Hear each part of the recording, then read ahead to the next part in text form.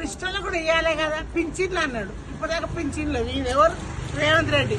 ఇప్పుడే పాదల్లో పింఛన్లు కూడా వేయలేదు. మాకు కూడా పింఛన్ గరీబోళ్ళం, రుణ సౌకర్యం కాదు, గరీబోళ్ళమే కదా. మాకు కూడా పింఛన్లు ఇస్తున్నాడు.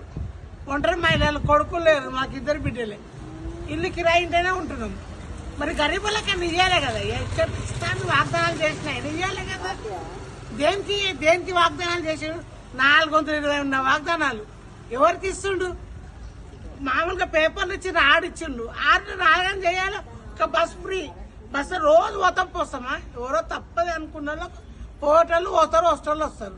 మనకి బస్తో ఏమో అవసరం? ఒక 30 రూపాయలు పెట్టుకొని బతకలేము మనం ఇళ్ళలో. బస్సులే లేకపోతే పోతాం వస్తాం. బస్సులే ఫ్రీ చేసి లాభం ఏమైంది? గరీబులకు ఎన్ని ఉన్నాయి? మస్తున్నాయి. ఇప్పుడు పింఛన్లు పెద్ద అందరు ఇళ్ళలు ఉన్నారు, బేవాళ్ళు అందరు ఇళ్ళలు ఉన్నారు. పెద్ద మనుషులు, ముసలు, వయసులు 2000 పెంచి కూడా వాళ్ళకి ఇంకా లేకపోతే ఎట్లా?